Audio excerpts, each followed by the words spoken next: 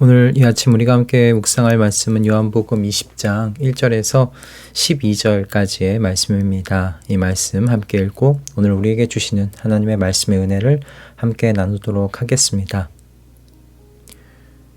주간의 첫날 이른 새벽에 막달라 사람 마리아가 무덤에 가서 보니 무덤 어귀를 막은 돌이 이미 옮겨져 있었다. 그래서 그 여자는 시몬 베드로와 예수께서 사랑하시던 그 다른 제자에게 달려가서 말하였다.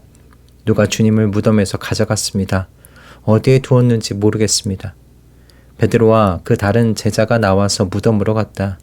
둘이 함께 뛰었는데 그 다른 제자가 베드로보다 빨리 달려서 먼저 무덤에 이르렀다. 그런데 그는 몸을 굽혀서 삼배가 놓여 있는 것을 보았으나 안으로 들어가지는 않았다. 시몬 베드로도 그를 뒤따라왔다. 그가 무덤 안으로 들어가 보니 삼배가 놓여 있었고 예수의 머리를 싸맸던 수건은 그 삼배와 함께 놓여 있지 않고 한 곳에 따로 개켜 있었다. 그제서야 먼저 무덤에 다다른 그 다른 제자도 들어가서 보고 믿었다. 아직도 그들은 예수께서 죽은 사람들 가운데서 반드시 살아나야 한다는 성경 말씀을 깨닫지 못하였다.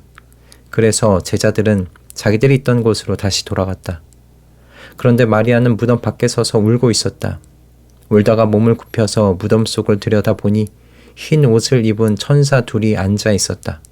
한 천사는 예수의 시신이 놓여있던 자리 머리맡에 있었고 다른 한 천사는 발치에 있었다. 아멘. 오늘부터 3일 동안 새 창조의 시대를 열다라는 주제로 말씀을 함께 나누고자 합니다.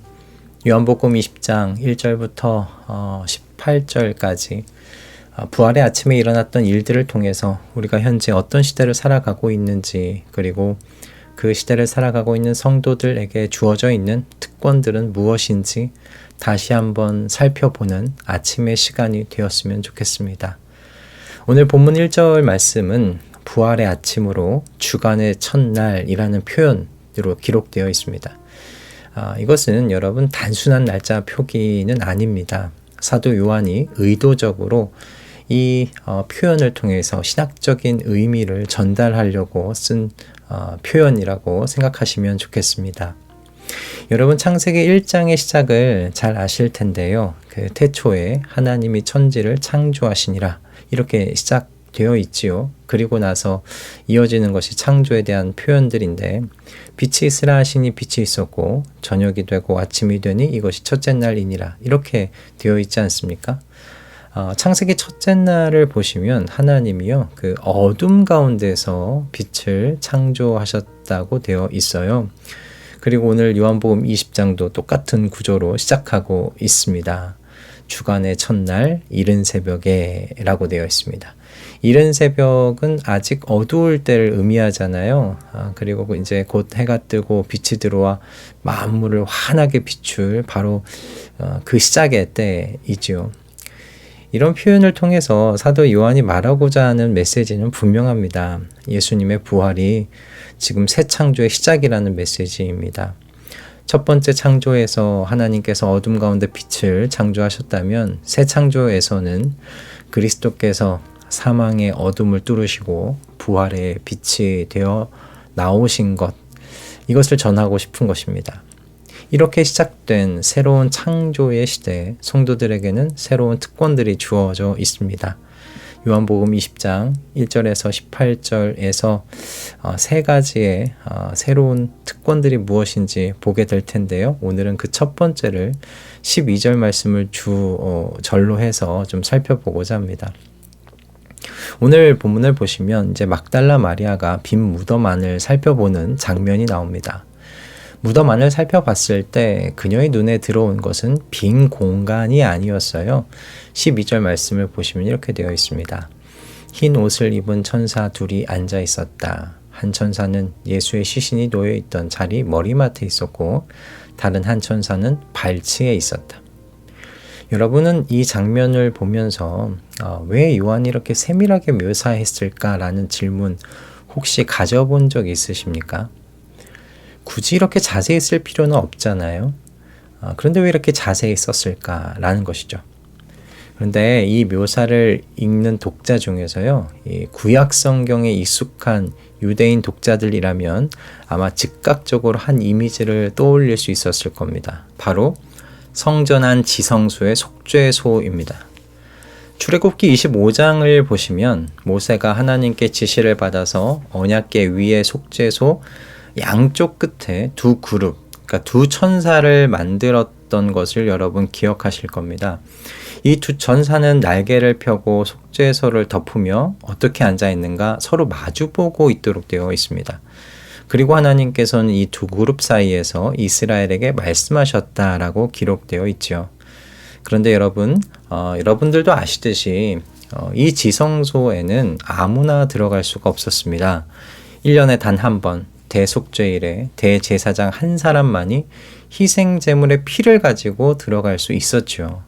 게다가 잘못 들어가게 되면 어떻게 되었습니까? 아무리 대제사장이라고 하더라도 죽었습니다. 그래서 대제사장이 지성소에 들어갈 때에는 발에 방울을 달고 허리에는 줄을 매고 들어갔어야 했어요. 혹시라도 실수하여 죽게 되면 끌어내기 위해서였습니다. 하나님께서 너무나 거룩하신 분이시기 때문에 죄인은 감히 하나님 앞에 설 수 없었기 때문이었죠. 아담의 죄로 인하여 에덴에서 쫓겨난 인류의 모습이었고 그 인류의 한계였던 겁니다. 자, 그런데 오늘 본문 12절을 보세요. 두 천사가 예수님의 시신이 놓였던 자리에 앉아 있습니다. 한 천사는 머리맡에, 한 천사는 발치에 이렇게 앉아 있어요. 구약 지성소에 두 천사가 있는 것과 같은 배치입니다. 예수님의 몸이 놓였던 자리가 그러니 새로운 속죄소가 된 겁니다. 자, 그런데 구약과는 결정적인 차이가 있습니다. 여러분, 이때는 지성소의 휘장이 찢어졌던 때입니다. 마태복음 27장 51절을 보시면 예수님께서 숨을 거두실 때 성전의 휘장이 위에서부터 아래로 찢어졌다고 기록되어 있습니다. 하나님께서 찢으신 거죠. 거룩하신 하나님 앞에 그래서 막혔던 길이 이렇게 열리게 된 겁니다. 자, 그리고 지금 무덤 안을 들여다보고 있는 사람이 누구입니까? 대제사장이 아닙니다. 막달라 마리아입니다. 죄인이고요. 여인입니다. 율법으로 따지면 지성소 근처에는 갈 수도 없는 사람이죠. 그런데 새로운 속죄소가 있는 이 빈 무덤 안으로 이 막달라 마리아, 죄인이며 여인이었던 이 여인이 살펴보고 있습니다. 자, 그런데 지금 속죄소가 어떻게 되어 있어요? 비어 있습니다. 두 천사만 그 자리에 있는 거예요. 여러분, 이 속죄소가 비어 있다는 건 큰 의미를 가집니다. 과거에 대속죄일에 대제사장이 짐승의 피를 매해 가지고 지성소 안, 그 속죄소 앞으로 들어가야 했습니다. 왜 매해 짐승의 피를 가지고 들어갔어야 됩니까? 속죄가 일시적이었기 때문입니다. 그래서 매해마다 이 일을 반복해야 했어요. 그런데 예수님께서 단번에 영원한 속죄를 이루신 겁니다. 십자가 위에서 예수님께서 뭐라고 말씀하셨어요? 테텔로스타이, 다 이루었다라고 말씀하십니다. 완전히 끝내셨다고 말씀하셨어요. 십자가 위에서 하신 말씀이 이 빈 무덤, 빈 속죄소로 확증된 겁니다. 속죄소 위에 이제 더 이상 희생제물을 필요로 하지 않는다라는 의미입니다. 죄값이 완전히 치러졌기 때문입니다. 더 이상 제사는 필요 없다라는 의미예요. 그래서 그 자리가 비어 있었던 겁니다. 히브리서 4장 16절은 이런 새 시대의 특징을 이렇게 표현했어요. 그러므로 우리는 담대하게 은혜의 보좌 앞으로 나아갑시다. 그리하여 우리가 자비를 받고 은혜를 입어서 제때에 주시는 도움을 받도록 합시다. 담대하게 나아갑시다. 여러분, 이것이 새 시대에 살아가는 성도인 우리에게 주어진 첫 번째 특권입니다. 여러분, 첫 번째 창조에서 아담과 하와가 에덴 동산에서 죄를 짓고 쫓겨나면서 어떤 일이 일어났었습니까? 창세기 3장 24절을 보시면요. 하나님께서 에덴 동산의 동쪽에 그룹들을 두시고요. 불칼을 두셔서 생명나무 길을 지키게 하셨어요. 천사가 칼을 들고 막고 있는 모습입니다. 이게 무슨 말입니까? 여러분, 죄인된 사람이, 죄인된 인류가 다시는 그 길을 통해서 에덴으로 들어갈 수 없는 거예요. 그런데 여러분, 새 창조에서 지금 두 천사가 어떻게 하고 있습니까? 불칼을 들고 있습니까? 막고 있습니까? 아니죠. 막고 있지 않습니다. 그냥 앉아서 기다리고 있었습니다. 여러분, 이제 에덴에서 쫓겨났던 인류가요, 하나님 앞으로 다시 담대하게 나아갈 수 있게 되었습니다. 그런 새로운 시대가 열리게 되었습니다. 에덴으로 돌아갈 길이 예수 그리스도로 인하여 열리게 된 거예요. 여러분, 우리는 지금 이와 같은 새로운 창조의 시대를 살아가고 있습니다. 주간의 첫날 이른 새벽에 여러분, 이 말 자체에 여러분 큰 의미가 담겨 있는 겁니다. 이제 완전히 다른 시대가 시작된 겁니다. 새 시대가 시작된 겁니다. 죄의 문제는 완전히 해결되었습니다. 과거의 실패와 죄의 문제로 인해서 하나님 앞에 나아가기가 머뭇거려졌던 그 모든 과거는 끝나버렸습니다. 그러니 여러분, 하나님의 아들 우리 주 예수 그리스도에게 감사하실 수 있기를 바랍니다. 그분의 십자가의 죽음과 부활로 인해서 모든 죄의 문제가 해결되었습니다. 과거와 현재와 미래의 모든 죄의 문제는 해결되었습니다. 천사들이 불칼을 들고 지키고 있던 그 길이 이제 우리 앞에 활짝 열렸습니다. 모든 인류는 예수 그리스도의 보혈을 통과하여 에덴으로 하나님의 은혜의 보좌 앞으로 나아갈 수 있게 된 줄로 믿습니다. 그러니 다 이루었다 말씀하셨던 우리 주님의 선언을 믿으시기 바랍니다. 담대하게 하나님 앞으로 예수 그리스도를 의지하여 나아가시는 저와 여러분 되어지기를 소원합니다.